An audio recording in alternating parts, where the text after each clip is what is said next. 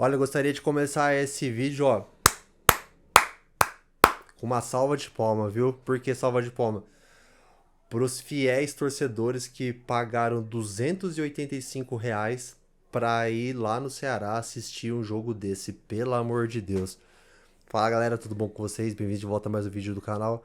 Galera, não é à toa que o nome da nossa torcida é Fiel, porque puta merda, pagar um absurdo desse de ingresso pra assistir um jogo horrível desse, num gramado tosco desse.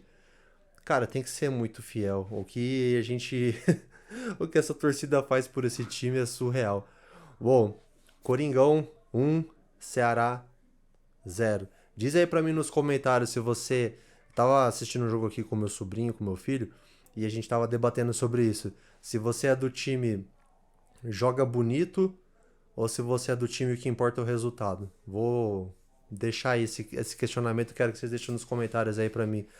Porque assim, o jogo foi, como a gente costuma dizer, pior que bater na mãe por causa de mistura, né? Que partida horrível, cara. Feio, feio. É difícil destacar algo de bom. Eu lembro no final do primeiro tempo, o narrador brincando. Eu tenho fé que até o final do primeiro tempo eu vou conseguir narrar pelo menos um chute a gol. E ele não conseguiu. O jogo, no primeiro tempo, nenhuma das duas equipes deu um chute. Nenhum dos dois goleiros teve que fazer nenhuma defesa. Para você ter ideia do nível do futebol que foi jogado.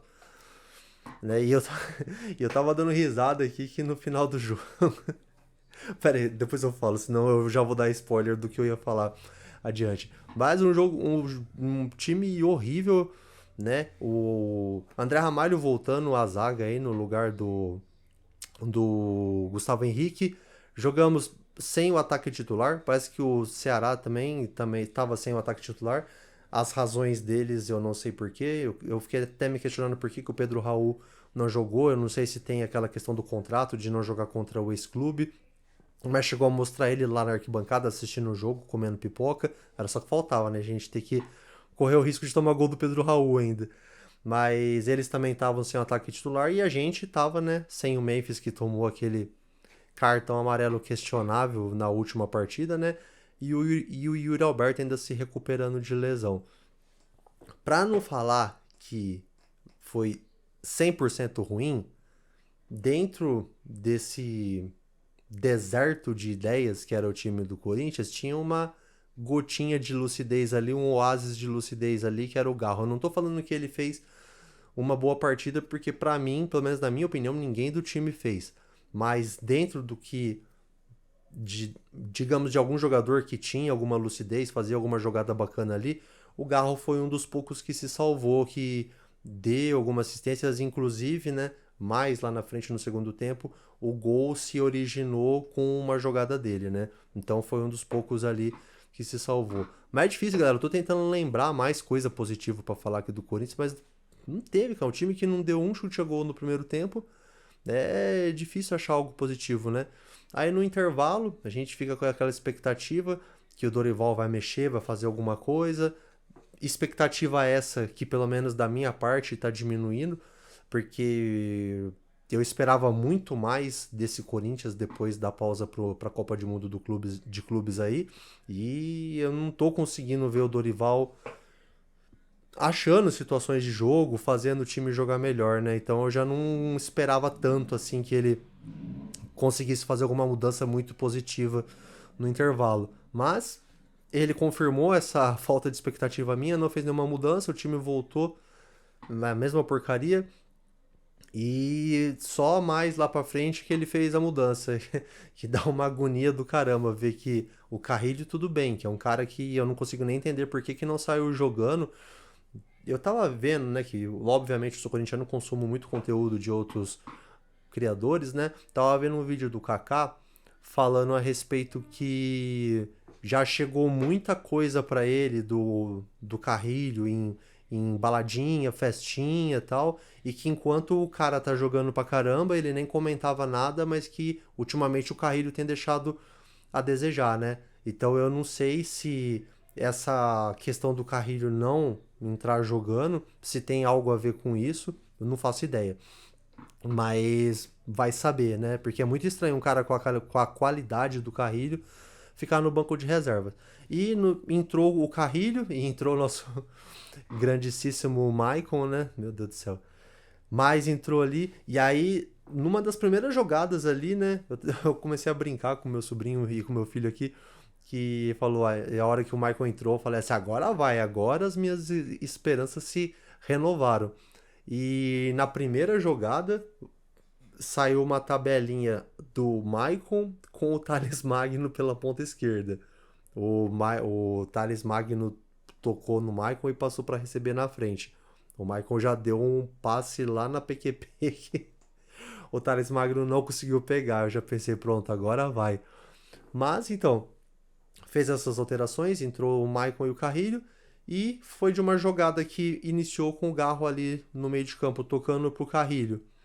E o Carrilho avançou pela ponta direita, conseguiu ganhar no corpo ali do defensor e cruzou, a bola passou pelo goleiro, pelo zagueiro e o Thales Magno ainda conseguiu dar aquela atrapalhadinha com a bola ali para dar um susto na gente, achar que ele ia perder o gol.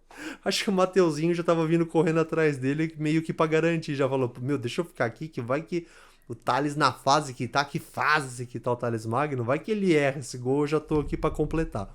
Mas o Thales Magno, mesmo dando essa atrapalhadinha com a bola aí, ele conseguiu fazer o gol. E o gol que até então dava a nossa vitória. E depois disso, galera, o jogo em si, que eu falei, não tem muito lance para comentar assim, porque o jogo foi muito feio, cara. Muito feio. Essas horas que a gente dá provas da nossa fidelidade, de conseguir assistir um jogo desse até o fim.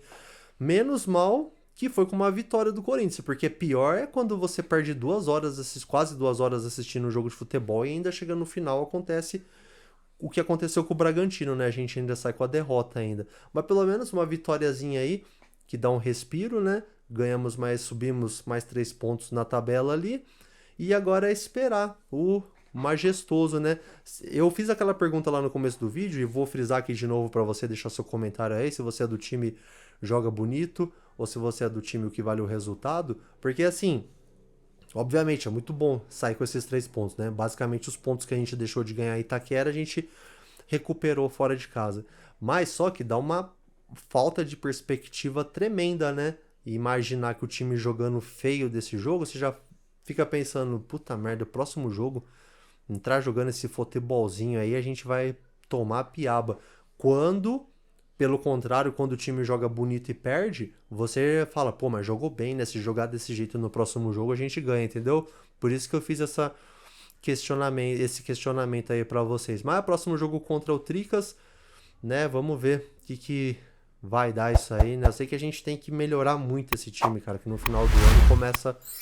No final do ano, não, perdão, no final do mês tem o primeiro jogo do mata-mata da Copa do Brasil, né? E apesar do nosso rival também, tava vendo aí, eles empataram com o Mirassol, né? Quase ao mesmo tempo o jogo que o nosso jogo aí, mas tem que melhorar, galera, tem que melhorar, senão não vai dar, beleza? Bom, acho que eu não esqueci de falar nada, no final teve as trocas ali, o Thales Magno que fez o gol, saiu com dor na lombar, diz que foi lá daquele primeiro lance lá no primeiro tempo que ele deu um encontro com o cara, ele meio foi por cima do cara, caiu de mau jeito, até que ele conseguiu ficar bastante tempo. O Michael mal tinha acabado de entrar, saiu machucado também, né? E o Guinegão que substituiu aí, que fez a dupla de ataque com o Thales Magno, também o meu sobrinho estava comentando comigo aqui, e segundo meu sobrinho falou que desde que a única partida que ele viu boa do Guinegão foi a final da Taça São Paulo. Então, assim, eu acho que não dava pra gente esperar muito do Corinthians hoje mesmo. A vitória foi aquele caiu no nosso colo, né? Vitória culposa, sem a intenção de ganhar. Mas diz pra mim nos comentários aí o que você achou do jogo. Se você assistiu o vídeo até aqui, eu creio que você tenha gostado. Se você é uma pessoa que não for inscrita do canal ainda, convido você a se inscrever. Aqui a gente faz esses vídeos de pós-jogos do Coringão e faz outros tipos de vídeo aí também, que eu vou deixar linkado aqui. Hoje mesmo eu soltei um das melhores narrações do gol do Chelsea, do gol do Corinthians contra o Chelsea na final do Mundial, e vou deixar também aqui um mini documentário que eu fiz sobre o craque Neto aí, falando a trajetória dele até ele se tornar ídolo do Corinthians, beleza?